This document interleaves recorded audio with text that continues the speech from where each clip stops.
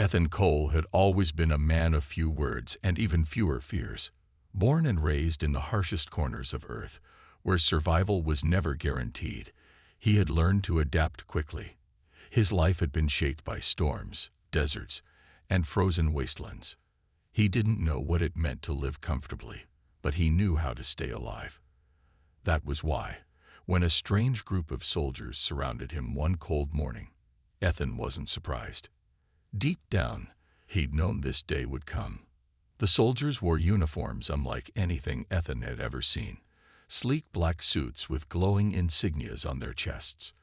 They carried weapons that hummed softly, and their faces were hidden behind helmets that reflected the pale light of dawn. One of them stepped forward, pulling off his helmet to reveal sharp features and piercing blue eyes. "Ethan Cole," the man said in a calm but firm voice. "You're coming with us." Ethan didn't argue. He could have tried to fight back, but he knew better. These people weren't just soldiers. They were something else entirely, something beyond his understanding. Instead, he nodded silently and followed them to a massive ship hovering above the barren landscape. The craft looked like nothing from Earth. It shimmered faintly, its surface shifting colors as if it were alive. As Ethan climbed aboard, he felt a strange mix of awe and unease. Inside the ship, everything was sleek and metallic, with walls that seemed to pulse faintly. A woman stood waiting for him at the center of the room. She was tall and confident, her dark hair tied neatly behind her head. Her uniform marked her as someone important, a leader. "I'm Captain Laura Hayes," she said, extending a hand. Ethan hesitated before shaking it. Her grip was firm, steady. "We don't have much time, so I'll make this quick," Laura began. "Humanity is facing extinction. We've made enemies among the stars, powerful ones who won't stop until we're wiped out. To survive, we need skills we don't possess, skills only certain alien races can teach us." She paused, studying Ethan carefully. "That's where you come in." Ethan frowned. "Me? What do I have to do with aliens?" Laura smiled faintly. "You're special, Ethan. You've survived conditions most humans couldn't endure. Your body and mind are uniquely suited for adaptation. That's why we've chosen you to learn from the Krill, a warrior race renowned for their combat abilities. Their techniques take centuries to master, but we believe you might be able to pick them up much faster." Ethan crossed his arms, feeling skeptical. "And if I refuse?" "You don't have a choice," Laura replied bluntly. "This isn't about you anymore. It's about all of us. If you succeed, humanity has a chance. If you fail—" She trailed off, letting the implication hang in the air. Before Ethan could respond, the ship shuddered slightly as it entered hyperspace. Through a nearby window, he watched stars streak past like ribbons of light. For the first time in years, Ethan felt truly out of his depth. But deep down, he also felt a spark of curiosity. Maybe this was his chance to prove himself, not just as a survivor, but as something more. When the ship finally landed on Silo 7, Ethan stepped outside into a world unlike any he'd ever seen. The sky was a deep shade of violet, and jagged mountains loomed in the distance. Strange creatures scurried across the rocky terrain, their eyes glowing faintly. Waiting for him were the Krill, towering beings with armored skin and razor-sharp claws. Their leader, a stern-looking warrior named Zorak, approached slowly, his gaze fixed on Ethan. "Is this the human?" Zorak asked, his voice low and gravelly. "Yes," Laura answered. "He's our best hope." Zorak studied Ethan for a long moment before nodding. "We'll see what he's made of." As Ethan stood there, surrounded by aliens who viewed him with suspicion, he realized his journey was only beginning. Whatever lay ahead, he knew one thing for sure. Failure wasn't an option. Ethan's first days on Silo 7 were a blur of strange sights, sounds, and smells. The air was thick and carried a faint metallic tang that made his throat itch. The ground beneath his boots felt uneven, littered with sharp rocks and patches of glowing moss. Everywhere he looked, the Krill moved with purpose, their armored bodies glinting under the violet sky. They spoke in low, guttural tones, their language harsh and unfamiliar. Ethan didn't understand a word, but their body language told him everything he needed to know. They weren't happy about his presence. Zorak wasted no time putting Ethan to work. On the second day, he led Ethan to a large open area surrounded by jagged cliffs. It was clearly some kind of training ground, marked by scorch marks and deep gouges in the dirt. Two Kryl warriors stood in the center, their movements sharp and deliberate as they sparred. One wielded a long curved blade that shimmered with energy, while the other fought barehanded, his claws extended like knives. The fight was fast and brutal, each strike precise and calculated. Ethan watched closely, his eyes darting between the two fighters. "They're showing you what it means to be Kryl," Zorak said from behind him. His voice was cold, almost mocking. "This is not something humans can imitate." Ethan didn't respond. He was too focused on the duel. Despite the speed of the fight, he noticed patterns, small pauses, predictable feints, and subtle shifts in weight. By the time the match ended, Ethan had memorized every move. When Zorak turned to him and gestured toward the arena, Ethan hesitated for only a moment before stepping forward. The Kryl warriors exchanged glances, clearly amused by the idea of a human joining their ranks. One of them tossed Ethan a practice weapon, a wooden staff, and smirked. Ethan caught it awkwardly, gripping it tightly as he faced his opponent. The warrior charged at him without warning, swinging his own staff with incredible force. Ethan barely managed to block the blow, stumbling backward as pain shot through his arms. He gritted his teeth and forced himself to focus. At first, Ethan struggled. The Kryl fighter was faster and stronger, driving Ethan across the arena with relentless strikes. But as the fight dragged on, Ethan began to adapt. He remembered the patterns he'd observed earlier, the slight dip of the shoulder before a high strike, the way the warrior shifted his footing before lunging. Slowly, Ethan started to counterattack, using the staff to deflect blows and create openings. The crowd of Kryl watching grew quieter, their amusement fading into disbelief. Then something unexpected happened. Ethan ducked under a wide swing and spun around, mimicking a technique he'd seen during the earlier duel. His staff connected solidly with the warrior's side, sending him sprawling to the ground. For a moment, there was complete silence. Even Zorak seemed taken aback. The fallen warrior climbed to his feet, brushing dust off his armor. Instead of anger, he gave Ethan a nod of respect. The other Kryl began murmuring among themselves, their voices filled with awe and suspicion. Zorak stepped forward, his expression unreadable. "How did you do that?" he demanded. "I watched," Ethan replied simply. "I learned." Zorak stared at him for a long moment before speaking again. "You may have potential, human, but this is only the beginning. If you think you can master our ways so easily, you're mistaken." Despite the warning, Ethan could see the flicker of curiosity in Zorak's eyes. The Kryl leader wasn't used to being surprised, and Ethan's performance had clearly unsettled him. As the day wore on, Ethan continued to train, absorbing new techniques with alarming speed. Each time he succeeded, the Kryl grew more uneasy. Some whispered that his abilities were unnatural, even dangerous. Others argued that he might be exactly what their people needed to face the challenges ahead. By the time night fell, Ethan was exhausted but exhilarated. He lay on the hard ground outside the training grounds, staring up at the alien stars.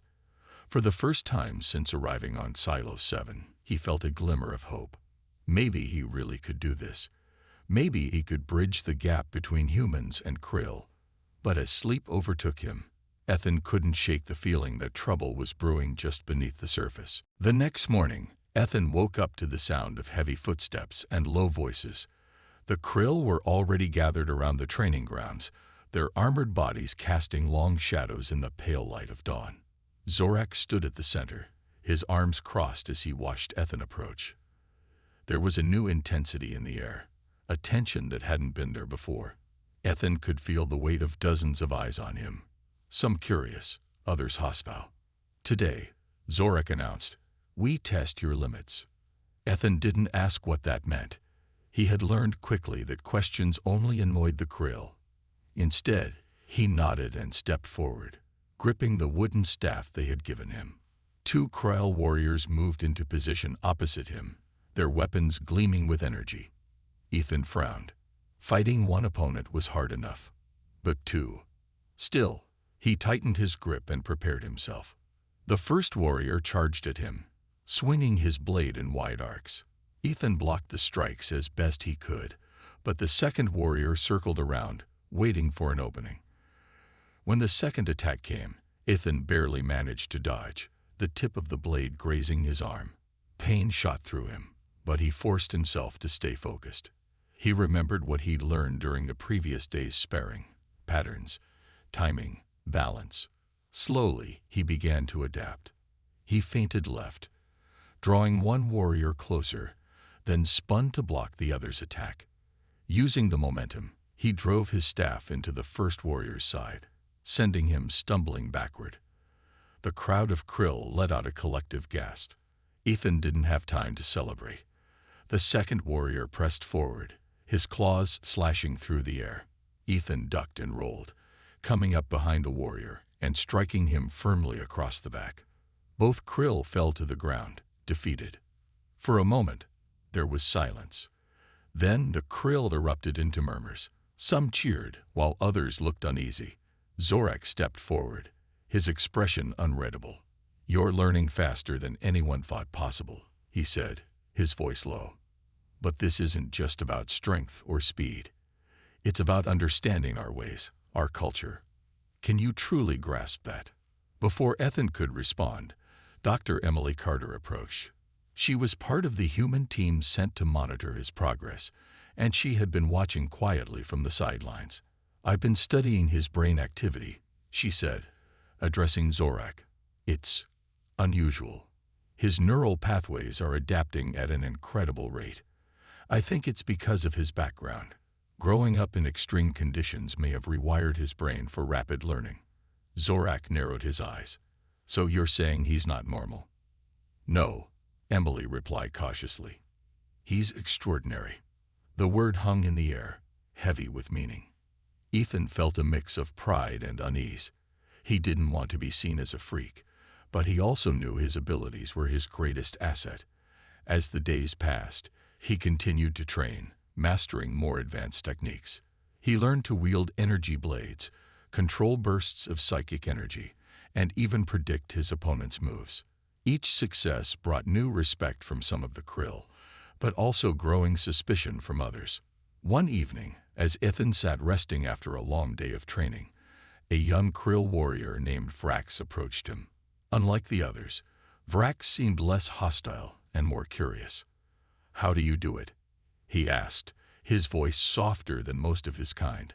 "How do you learn so quickly?" Ethan shrugged. "I pay attention. I watch. I adapt." Vrax tilted his head, considering this. "Maybe you're not so different from us after all." But not everyone shared Vrax's openness. A group of older krill warriors began whispering among themselves, casting dark glances in Ethan's direction. They believed his presence was a threat to their traditions, a disruption of centuries of sacred practices. One night, Ethan overheard them plotting to sabotage his training. Their plan involved exposing him to dangerous trials far beyond his current skill level. Ethan didn't confront them. Instead, he doubled down on his efforts, determined to prove himself worthy of their respect. He trained harder, pushing his body to its limits.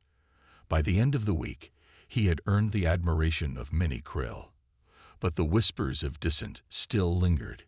Ethan knew the real challenges lay ahead, both in the arena and beyond it. Ethan's days on Silo 7 became a blur of training and tension. The krill warriors who once doubted him now watched his every move with a mix of awe and suspicion. Some, like Vrax, openly praised his progress, while others kept their distance, their distrust growing stronger by the day. Ethan could feel the divide widening, but he didn't have time to dwell on it. He was too focused on mastering the krill's combat techniques, knowing that humanity's survival depended on his success. One evening, after a grueling session in the training grounds, Ethan overheard a heated argument between Zorak and a group of elder Krill. They were speaking in low, urgent tones, their voices sharp with anger. Ethan couldn't understand their language, but their body language told him everything he needed to know. They were planning something. When Zorak noticed Ethan standing nearby, he abruptly ended the conversation and turned to face him. "You shouldn't be listening to things that don't concern you," Zorak said, his voice cold. "I'm just trying to understand," Ethan replied. "What's going on?" Zorak hesitated, then sighed. "There are those among us who see you as a threat. They believe your abilities undermine our traditions. They think humans will use what you've learned to exploit us." Ethan frowned. "That's not why I'm here. I'm not trying to steal anything from you. I'm trying to help both our people." Zorak studied him for a moment, then nodded. "I believe you, but not everyone does. Be careful, human. Not all enemies carry weapons." The warning weighed heavily on Ethan's mind. That night, back at the makeshift camp where the human team stayed, he confided in Rachel Monroe, the medic who had become a close ally.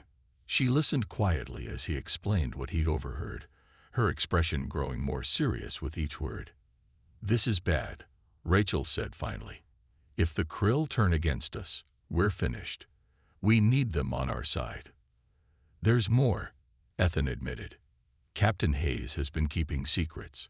She told me earlier that Earth's resources are almost gone.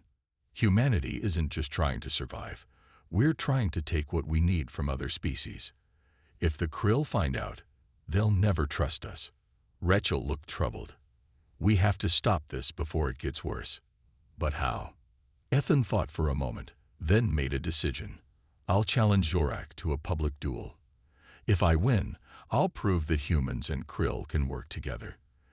If I lose, well, at least I tried." Rachel stared at him, shocked. "Are you sure about this?" "A duel with Zorak. He's their best warrior." "I don't have a choice," Ethan said firmly. "It's the only way to show them we're serious." The next morning, Ethan approached Zorak and issued his challenge. The Krill leader listened silently, then nodded. "Very well," he said. "But know this, if you humiliate yourself, it won't just be your life on the line.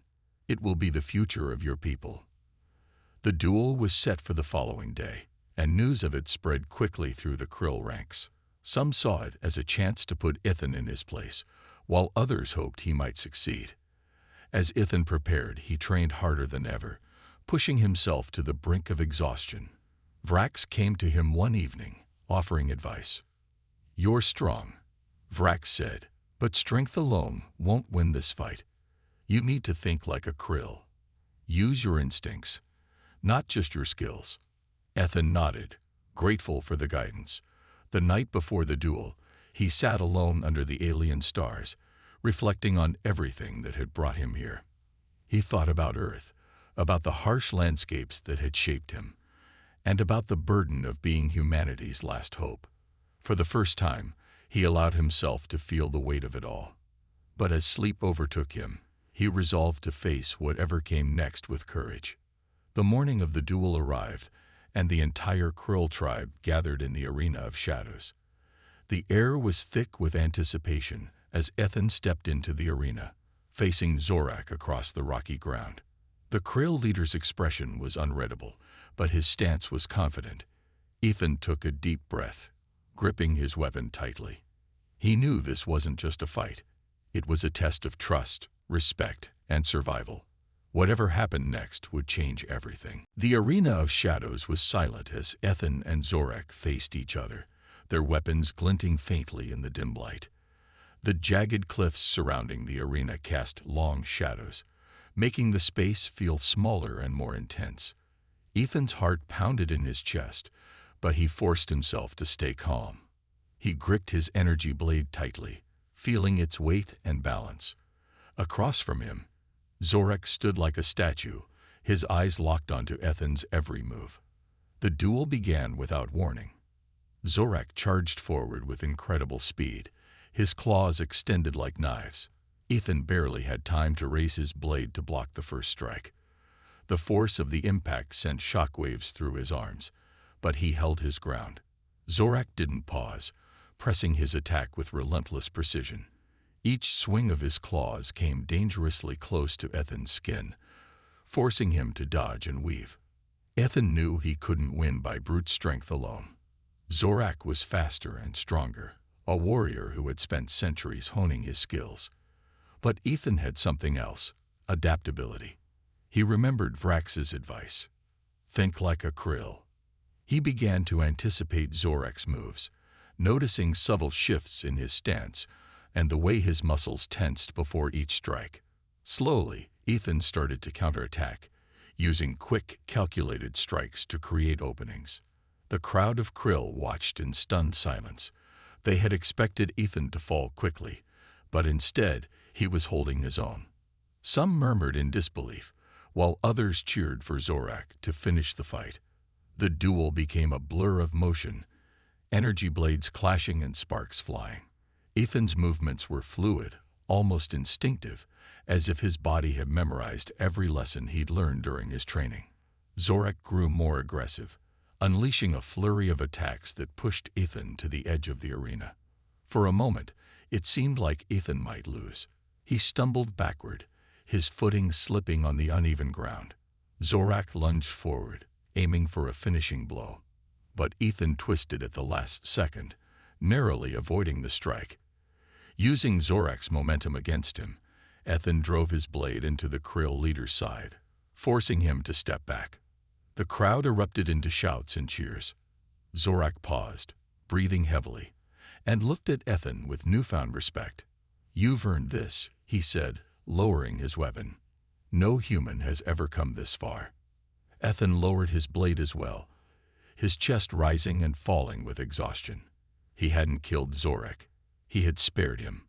It was a gesture of respect, one that carried deep meaning among the krill.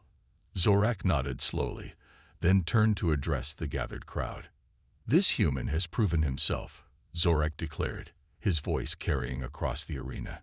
"He fights not just for himself, but for all of us.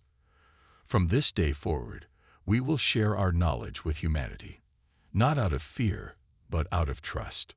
The krill warriors exchanged glances, some nodding in agreement while others remained hesitant. But the tide had shifted. Ethan's victory had shown them that humans could be allies, not enemies. As the crowd dispersed, Zorak approached Ethan and placed a hand on his shoulder. "You've done more than win a duel," Zorak said. "You've given both our people a chance to survive." Later that evening, Ethan met with Captain Laura Hayes and Dr. Emily Carter to discuss the next steps. The tension between humans and krill was far from over, but Ethan's actions had opened the door to cooperation. Laura admitted that she had been wrong to keep secrets and promised to work toward a fair alliance. Emily smiled, clearly proud of what Ethan had achieved.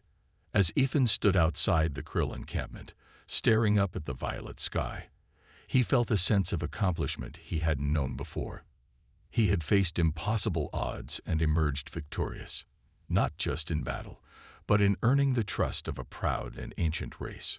The road ahead would still be difficult, but for the first time, Ethan allowed himself to believe that peace was possible. The days following the duel were a mix of celebration and cautious optimism. The krill had begun to see Ethan not as an outsider, but as someone who could bridge the gap between their people and humanity.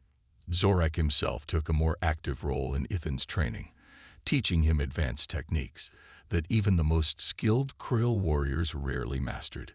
Ethan absorbed everything with his usual focus, but he also made an effort to understand the krill's culture, their values, their history, and their way of life. It wasn't just about combat anymore. It was about building trust.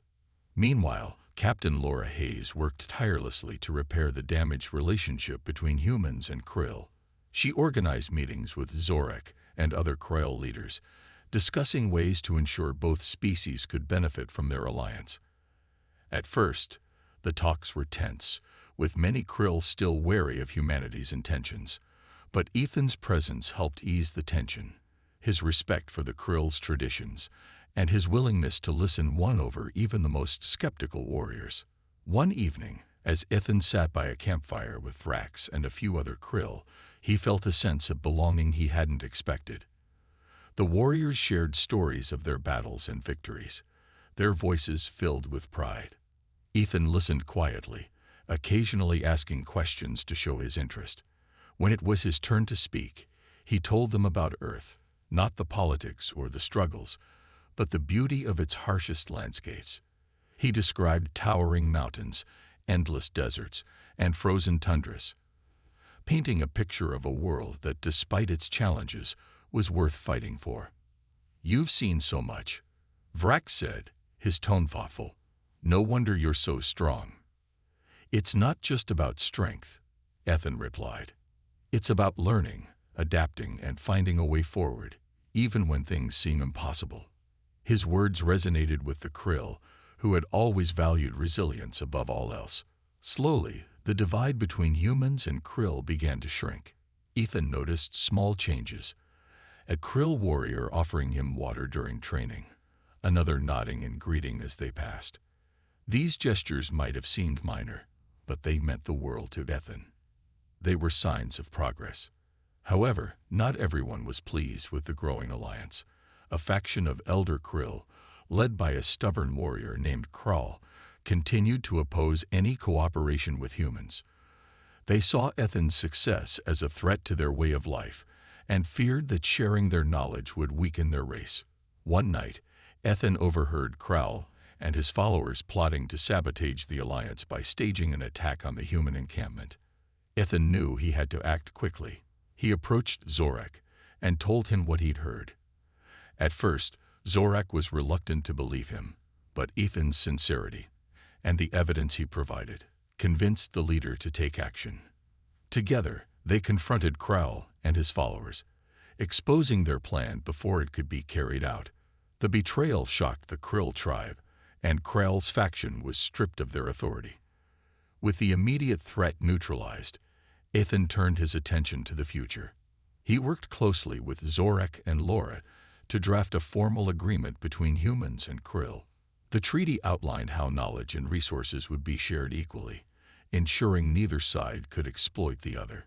It wasn't perfect, but it was a start, a foundation for peace. On the day the treaty was signed, the Krill held a ceremony to honor Ethan. Zorak presented him with a ceremonial blade, its hilt engraved with intricate patterns. "This is a symbol of our trust," Zorak said. "You've shown us that differences don't have to divide us. You've given us hope." As Ethan accepted the blade, he felt a deep sense of gratitude. He had come to Silo 7 as a reluctant recruit, unsure of his place in the universe. Now, he stood as a bridge between two worlds, a testament to the power of understanding and cooperation. The journey ahead would still be difficult, but for the first time, Ethan believed that humanity and the Krill could face it together. The day Ethan boarded the Aurora to return to Earth was bittersweet. He had spent weeks on Silo 7, learning from the Krill and earning their trust. Now, as he prepared to leave, he felt a strange mix of pride and sadness. The Krill had become more than just allies. They had become friends. Vrax stood beside Zorak at the edge of the landing site, his expression solemn but respectful. Ethan walked over to them one last time before boarding the ship. "You've changed us," Zorak said, his voice steady. "You've shown us that strength isn't about isolation. It's about connection." Ethan nodded, gripping the ceremonial blade Zorak had given him. "And you've changed me. I came here thinking this was just about survival. But it's bigger than that. It's about finding a way to live together." Vrax stepped forward and placed a hand on Ethan's shoulder. "You'll always have a place here, among the Krill." The words meant more to Ethan than he could express. He gave them a final nod before turning toward the ship. As he climbed aboard, he glanced back one last time. The Krill warriors stood tall under the violet sky, their armored forms silhouetted against the jagged mountains. For a moment, Ethan allowed himself to feel the weight of what they had accomplished. a fragile but hopeful bond between two very different species. Once aboard the Aurora Asterisk, Ethan joined Captain Laura Hayes and Dr. Emily Carter in the command center. The mood was tense but optimistic. The treaty with the Krill was a victory, but everyone knew it was only the beginning. Humanity still faced countless challenges, both on Earth and among the stars. Laura turned to Ethan, her expression serious but grateful. "You've done something extraordinary," she said, "not just for humanity, but for the Krill as well. This alliance gives us a fighting chance." Ethan shrugged, uncomfortable with the praise. "I didn't do it alone. The Krill trusted me, and I trusted them. That's what made it work." Emily smiled softly. "Still, you were the bridge. Without you, none of this would have been possible." As the Aurora Asterisk lifted off, Ethan stared out the window at Silo 7 growing smaller below them. The planet was harsh and unforgiving, much like Earth in many ways, but it was also beautiful, filled with life and potential. Ethan realized that survival wasn't just about enduring. It was about finding meaning in the struggle. He had come to Silo 7 as a man shaped by Earth's harshest environments, but he was leaving as something more, a symbol of hope. Back on Earth, news of the alliance spread quickly. People were skeptical at first, unsure if trusting an alien race was wise. But as stories of Ethan's journey emerged, his battles, his respect for the Krill, and the mutual trust they had built, the tide began to turn. Slowly, humanity started to see the Krill not as strangers, but as partners in a shared fight for survival. Ethan returned to his old life, but nothing felt the same. The barren landscapes he had once called home now seemed richer, fuller, because he understood their value in a new way. He often thought about the Krill and wondered how they were faring. Occasionally, messages arrived from Silo 7, updates on their progress and reminders of the bond they shared. Each message brought a smile to Ethan's face. One evening, as he sat beneath a star-filled sky, Ethan reflected on everything that had happened. He thought about the duel with Zorak, the lessons he'd learned, and the friendships he'd forged. Most of all, he thought about the future, a future where humans and Krill stood side by side, facing the unknown together. Ethan knew the road ahead wouldn't be easy. There would be setbacks, disagreements, and moments of doubt. But he also knew that survival wasn't just about strength or skill. It was about understanding, trust, and the willingness to adapt. And if humanity and the Krill could overcome their differences, maybe there was hope for other alliances too. As he gazed up at the stars, Ethan felt a quiet confidence. Whatever challenges lay ahead, he was ready to face them, not just as a survivor, but as someone who believed in the power of unity. For the first time in his life, Ethan Cole didn't feel like a man alone. He felt like part of something greater, a shared destiny among the stars.